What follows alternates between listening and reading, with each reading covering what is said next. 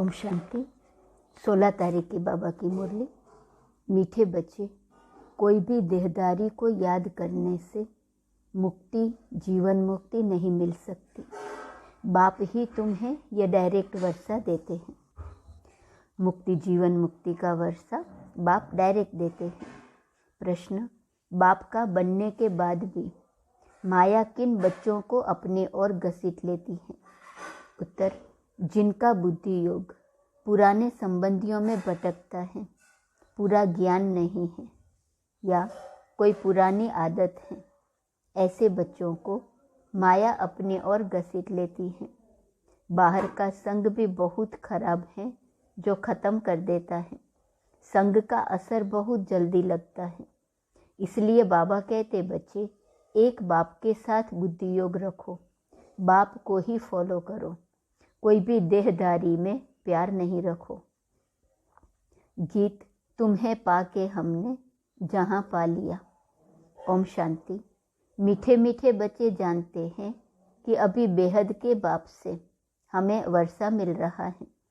यह बहुत समझने की बात है।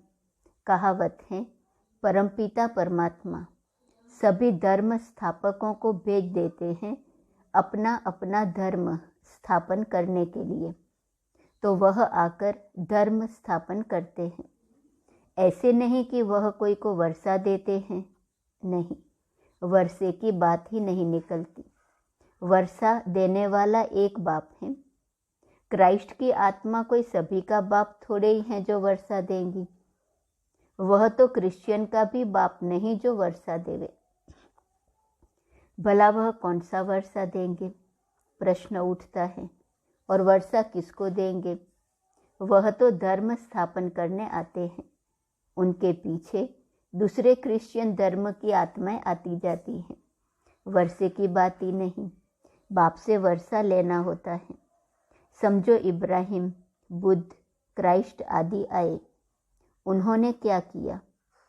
किसको वर्षा दिया? नहीं, वर्षा देना बाप का ही काम है। वह तो खुद आते हैं। आत्माएं आती जाती वृद्धि को पाती रहती हैं। वर्षा हमेशा क्रिएटर से मिलता है। क्रिएटर एक है लौकिक बाप, दूसरा है पारलौकिक बाप। यह धारण करने की बातें हैं। धारणा भी उन्हों को होंगी जो औरों को दान करते होंगे। अभी बेहद का बाप सब बच्चों को वर्षा देने आए हैं। बेहद का बाप ही बच्चों को बेहद का वर्षा देते हैं। क्रिश्चियन, इस्लामी, बौद्धी आदि सब का बाप एक है। सब गॉड फादर कहते हैं। क्राइस्ट ने भी कहा है गॉड फादर। फादर को कभी भूलते नहीं हैं। गॉड फादर एक ही निराकार को कहा जाता है। सब निराकार आत्माओं का बाप एक ही है। धर्म स्थापकों का भी वह निराकार एक बाप है। उनसे ही वर्षा मिलता है। सब गॉड फादर कहकर पुकारते हैं। एक भारत ही है जिसमें कहते हैं ईश्वर सर्वव्यापी है। भारत से ही और सभी सर्वव्यापी कहना सीखे हैं। अगर ईश्वर सर्वव्यापी है, फिर ईश्वर को याद क्यों करते हो? साधु लोग साधना व प्रार्थना किसकी करते हैं? बाप तो पूछेंगे न। क्रिएटर सबका एक है, वही पतित पावन है।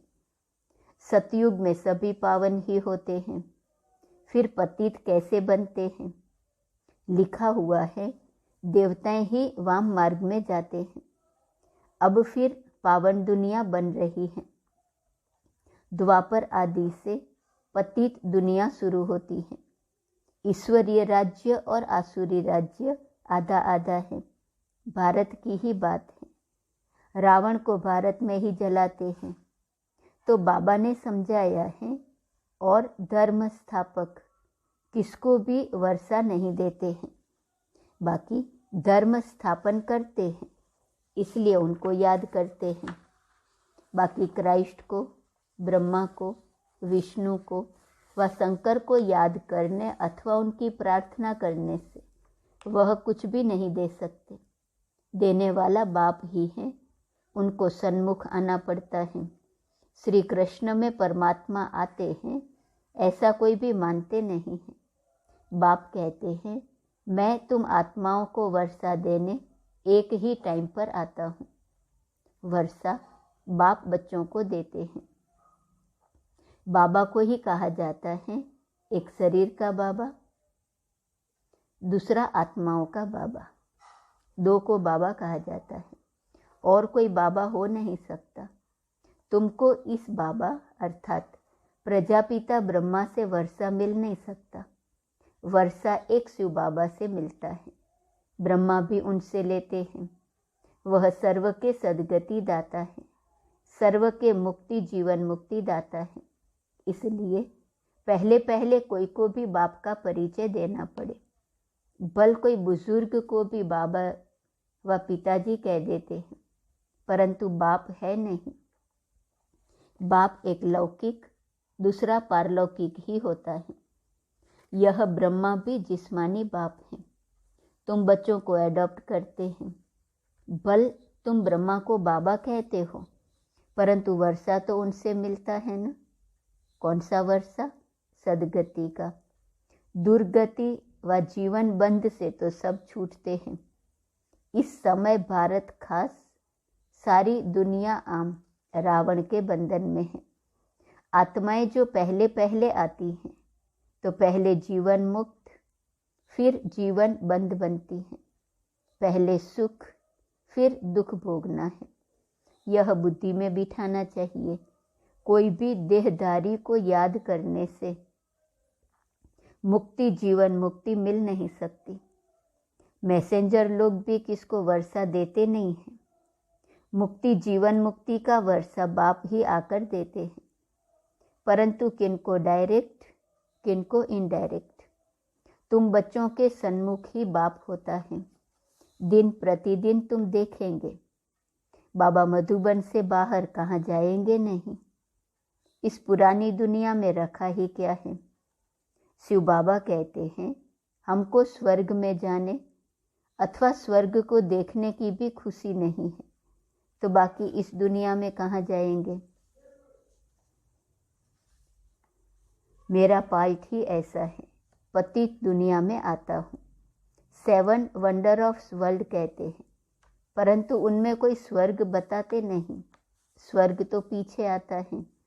मुझे पतित दुनिया, पतित शरीर में, पराये राज्य में आना पड़ता है। गाते भी हैं दूर देश का रहने वाला। इसका अर्थ तुम बच्चे ही समझ सकते हो। अभी हम पुरुषार्थ करते हैं, फिर अपने देश में आएंगे। अच्छा, द्वापर के बाद जो आत्माएं आएंगी वह तो पराये राज्य अर्थात रावण राज्य में आएंगी, पावन राज्य में तो नहीं आएंगी। उन्हों का थोड़ा दुख थोड़ा सुख का पार्ट है। तुम सतयुग से लेकर फुल सुख देखते हो। हर एक को अपना अपना पार्ट मिला हुआ है। बाप तुम बच्चों को बैठ राज समझाते हैं कि मैं कैसे देवी देवता धर्म स्थापन करता हूँ। इसमें सुख ही सुख है और उसके लिए तुमको लायक बनाता हूँ। सुख की दुनिया में जाने के लायक बनाता हूँ। तुम समझते हो हम स्वर्ग के मालिक थे, फिर माया ने पूरा ना लायक बनाया है। बाप कहते हैं अभी तुम कितने बेसमझ बन पड़े हो। नारद की कहानी है ना, तुम समझ सकते हो। भगत झांझ बजाने वाला लक्ष्मी को कैसे वरेगा जब तक राजयोग सिख पवित्र न बने। बल शरीर तो सबके भ्रष्टाचारी हैं, क्योंकि भ्रष्टाचार से पैदा होते हैं। तुम तो मुख वंशावली हो। यह बड़ी समझने की बातें हैं। यह रचयिता और रचना की नॉलेज बाप खुद ही आकर देते हैं। सब पॉइंट्स कोई समझ भी नहीं सकेंगे। यहाँ से बाहर गए, कोई का संग मिला और ख़त्म। कहा भी जाता है संग तारे कुसंग बोरे। बल यहाँ भी बैठे हैं, परंतु पूरा बुद्धि योग नहीं है। ज्ञान नहीं है तो संग दोष में गिर पड़ते हैं। कोई भी किसी में आदत है तो उनका संग करने से वह असर जट पड़ जाता है। यहाँ है बाबा का संग।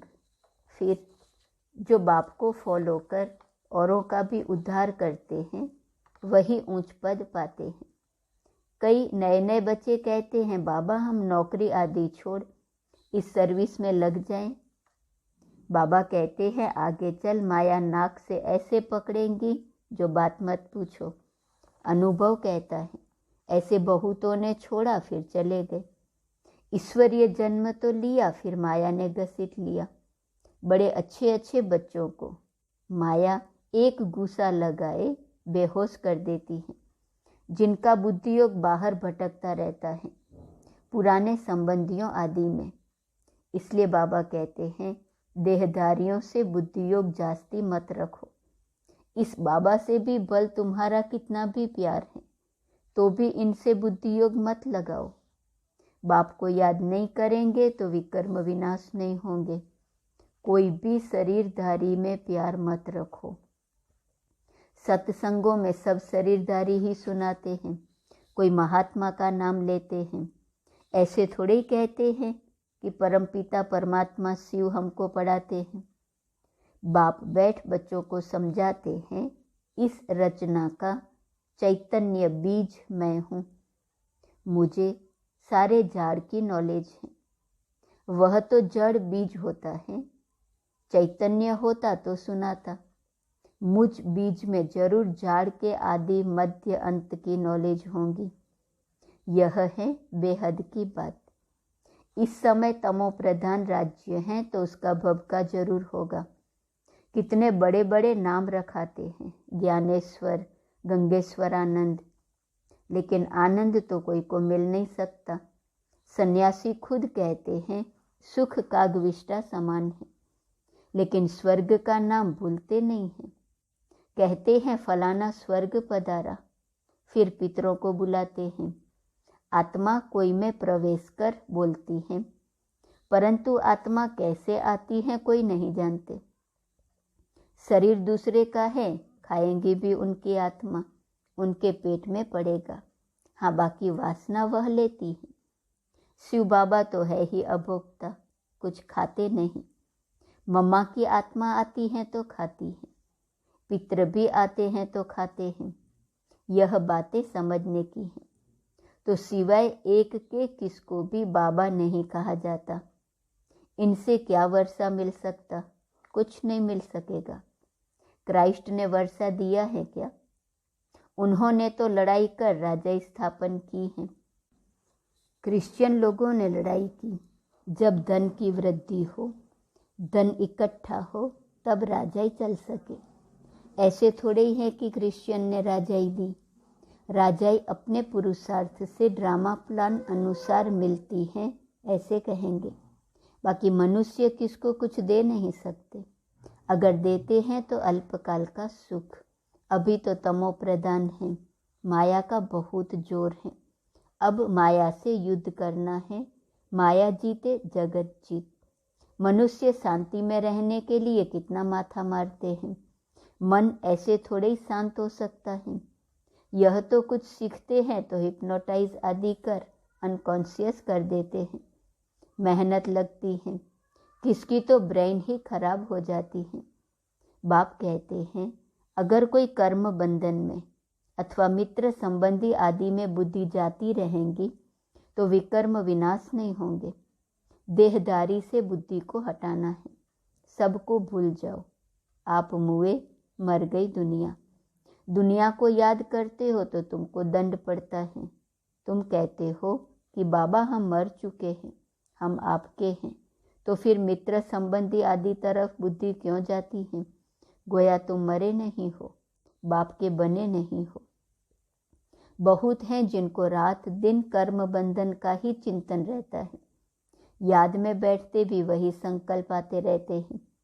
यहाँ बाबा की गोद में रहते तो मर चुके न, तो बुद्धियोग कहाँ जाना नहीं चाहिए। सन्यासी तो घर बार छोड़ते हैं, गोया मर गए। अगर याद पड़ता रहेगा तो योग में कैसे रहेंगे? कोई फिर घर में लौट भी आते हैं, कोई पक्के होते हैं बिल्कुल याद भी नहीं करते। तुम बच्चों की भी बुद्धि अगर बाहर जाती रहती है तो ऊंच पद पा ना सके। बच्चे बने हो तो फॉलो फादर पूरा करना चाहिए।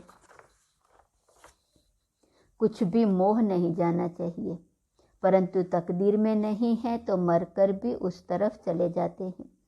5% बुद्धि यहाँ है, 95% बुद्धि बाहर है, भटकती रहती है न इधर के न उधर के। बाप के बने फिर बुद्धि ही खत्म, मर गए। इस बेहद के सन्यास में विरला ही कोई आ सकता है। माला का दाना भी वही बन सकता है। यह तो तकदीर है। यहाँ जो आकर रहते हैं उनको मेहनत नहीं लगनी चाहिए, परंतु देखा जाता है कि यहाँ वालों को जास्ती मेहनत लगती है। बाहर में रहने वाले बड़े तीखे चले जाते हैं, किसी में मोह नहीं जाता। समझते हैं कहाँ यह बंधन छूटे तो सर्विस में लग जाएं। वह भी देखना पड़ता है। ज्ञान में पक्के हैं, अगर कच्चे होंगे और पति मर गया तो जैसे जख्म पर नमक पड़ जाता है। जब तक अच्छी रीति नहीं मरे हैं तो जैसे जख्म पर नमक पड़ता रहता है। यहाँ तो बाबा कहा, बस बाबा के बन गए, पुराना संबंध छूटा। वह जाने, उसके कर्म जाने, हम क्या जाने। इतनी उछल होनी चाहिए। ऐसे बहुत थोड़े हैं। बाप मिला बस, और किसकी परवाह नहीं। इतनी हिम्मत चाहिए, सच्ची दिल हो, श्रीमत पर चलता रहे तो कोई भी रोक नहीं सकते हैं। पवित्र बनने में कोई विघ्न डाल नहीं सकते। अच्छा, मीठे मीठे सिकिलते बच्चों प्रति माता पिता बाप दादा का याद प्यार और गुड मॉर्निंग। रूहानी बाप की रूहानी बच्चों को नमस्ते। रूहानी बच्चों की रूहानी बाप को नमस्ते नमस्ते नमस्ते।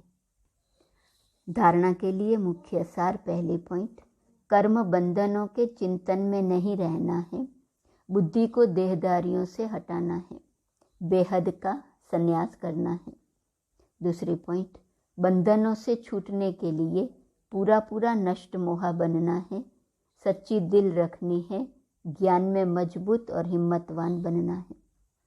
वरदान, बाप के साथ का अनुभव कर मेहनत को मोहब्बत में बदलने वाले परमात्मा स्नेही भव। बाप दादा बच्चों को अपने स्नेह और सहयोग की गोदी में बिठाकर मंजिल पर ले जा रहे हैं। आप बच्चे सिर्फ परमात्मा स्नेही बन गोद में समाये रहो तो मेहनत मोहब्बत में बदल जाएंगी। लवलीन हो, हर कार्य करो। बाप दादा हर समय सर्व संबंधों से आपके साथ हैं, सेवा में भी साथ